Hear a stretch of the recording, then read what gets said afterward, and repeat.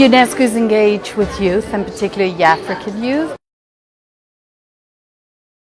A new strategy, or not, that we are implementing to support youth across the globe, and again, because Africa is our priority, we're also working in Africa for youth.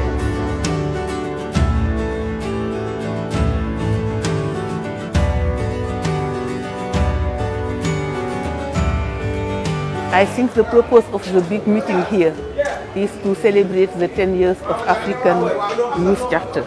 But we say that inside of just coming here to discuss what we have done, we are also going to use the opportunity to organize a side event to train young people from Africa on that very relevant topic, which are linked to culture of peace and the prevention of violence extremism, which are linked to gender question, gender issues, which are linked to social inclusion, which are linked to global citizenship, which are linked to heritage as a tool of transmitting value for culture of peace.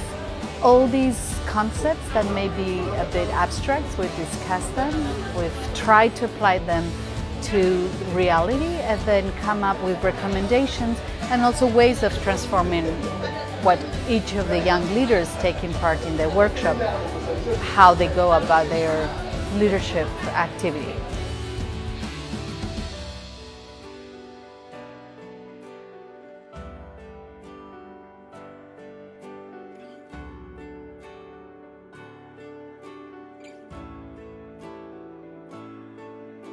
We are here to review the charter and also take a stock of what have we done so far and what were the gaps, and then to identify why we haven't met those gaps, and then in the upcoming 3 or 4 years that we have for the decade plan of youth action to implement or to reorganize, recuperate our efforts.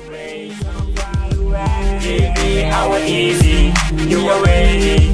Change your mind and we go so far away, so far away. Welcome, welcome to the D-Day. Welcome, welcome our sunny day. Welcome, welcome, keep it as your way. We are going to be talking tough this time. We're going to be talking action and not some document that needs to be reviewed again. The African youth are human beings. They are not in pages of documents, they are living. They need to be supported, they need to be built, they need to take responsibility for the things that concern them and lead the way. Enough of documents, we want to see actions. And the only way we can upscale actions is if we support the actions of young people already in their communities.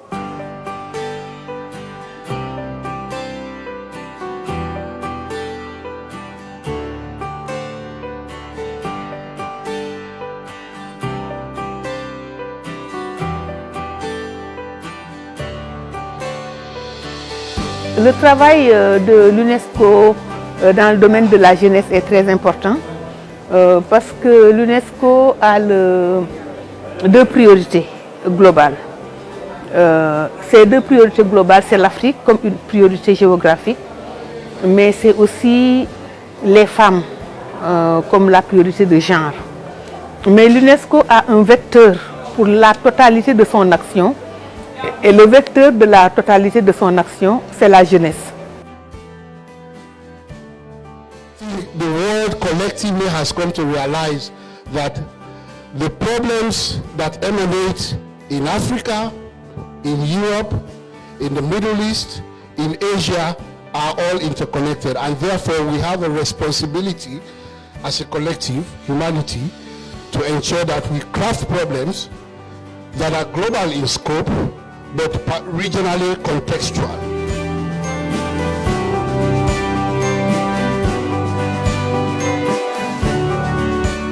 Governments across the globe should allow the youth to be at the pinnacle of development, and they should be allowed to derive it. So youth involvement in our development process is key. You should be allowed to assume your rightful role in the development process so that our countries enjoy peace. Peace is a very, very important commodity to us. For in the absence of peace, no development can happen.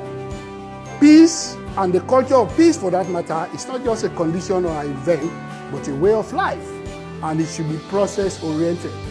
If peace does not exist, we can forget about everything else. But what creates peace, again, is people.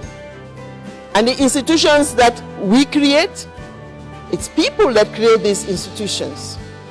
And the conflicts that we experience, it's people that create the conflict.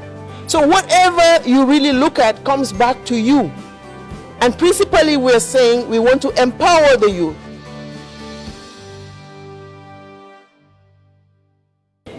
We can't integrate the youth in the culture of peace if we are not working with and for the youth. We need to involve them in the implementation, decision making, and whatever process that we have in order to have the peace prevail. Our youth are the ones who are used in everywhere, conflicts, wars, in all this migration. Politicians are using the youth. So if you're not developing them fast to ensure them that, to show them that they're important, then we're not going to have them at the place where we want peace to prevail in Africa. We have seen how the youth are being marginalized, misused, and sometimes misled. But that decision of how you can make yourself a force to be reckoned with lies with you. Young people are only called on the table when maybe there's a function going on and they want them to disseminate information. But we find that most of the young people are not called on the table when it comes to the policy issues, planning, strategizing the future of our countries. We need to see young people in the forefront, developing those key documents, because that affects their future for today and for tomorrow. And they're key leaders, so it's important that they engage effectively. Young people, let's know for ourselves. Let's think for ourselves. Let's know our realities. Africa is the future, so don't be radicalized. Say no for radicalization. We are not leaders of tomorrow. We are leaders of today. Don't wait to be given responsibility. One of the greatest ways to be a success is look out for a need and meet that need. Therefore, take a responsibility today, execute it with integrity and efficiency, lead the way, and others will follow. Thank you.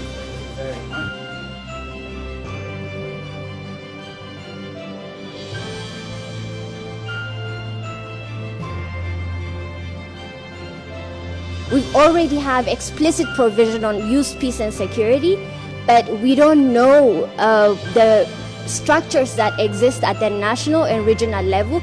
For example, there is African peace and security architecture. Where is our place in that? Where are we? Do we have a member of youth that is part of the panel of the wise who actually do actual mediation and negotiation? So we should start by understanding some of these structures and position ourselves to get involved. We urge UNESCO, the UNCT, the AUC, the UNFPA, and other funding agencies to create or upscale youth entrepreneurship incubation programs in partnership with the private sector. We've seen governments are not sustainable when they do this kind of things. We've seen them bring up funds here and there and nothing is done about them, and that's what breeds corruption. But if you're giving it to someone who is already doing something in that environment, think of me, Ibrahim, think of Tony Lumelu. If you give them funds to replicate what they are doing already, you'll see that the resultant effect will be multiplying, and you can see the results. We don't want to reinforce this notion that we are a global village. We are all one humanity. But in that humanity, some people have special status and others don't. Because if we do, and we don't see ourselves as part of a collective, and we don't see as our issues as interconnected, we are in for a serious trouble. Okay. Heritage is what your fathers and grandfathers and grand-grandfathers bestowed to you. It's what we received from the past, and it's both cultural and natural. It's about parks, reserves, plants, animals. It's also about buildings, objects. It's all these things that our grandfathers have bestowed to us, and which we have the duty to transmit to the future generations. The 21st century youth are not longer informed about the culture, protecting and safeguarding our culture, our norms. Yes, many people have already talked about it.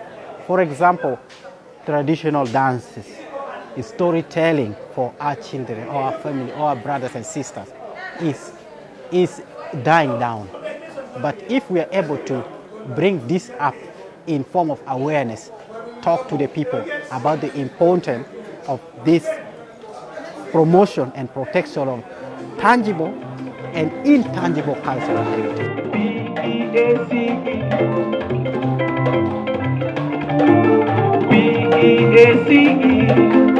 It's time for peace in Africa.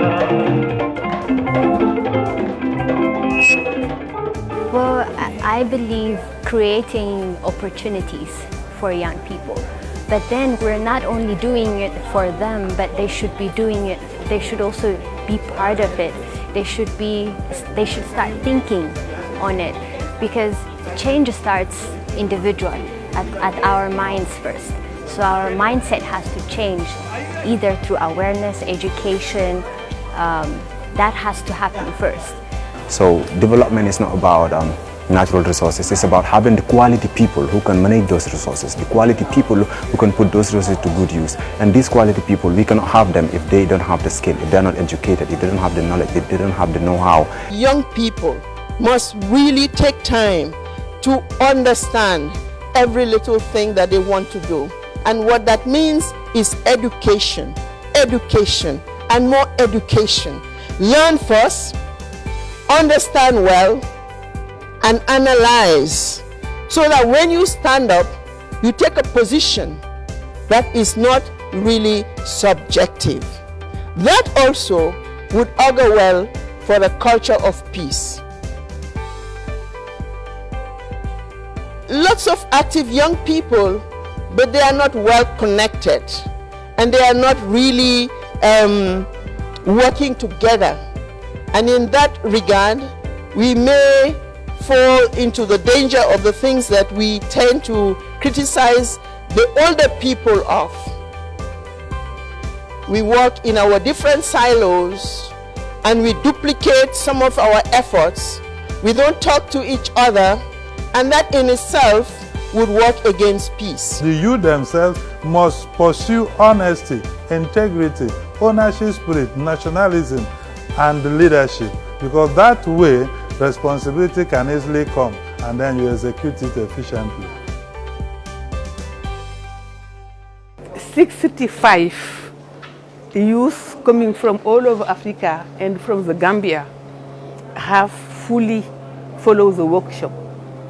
It means that the topic we are discussing in this workshop are relevant for the youth themselves. The main outcome we are expecting is to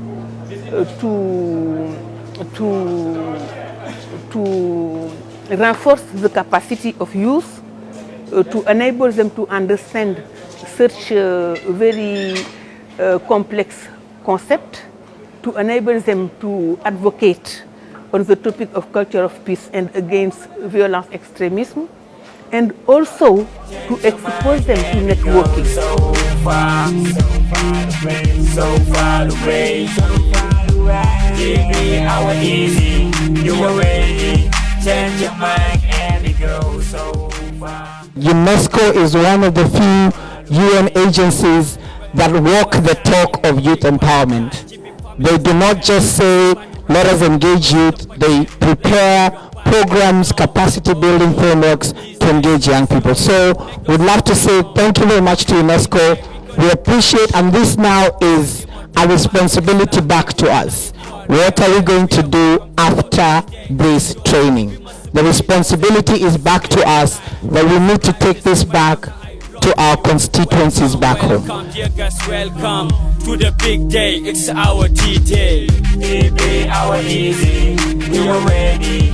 change your mind and we go so far away, so far away.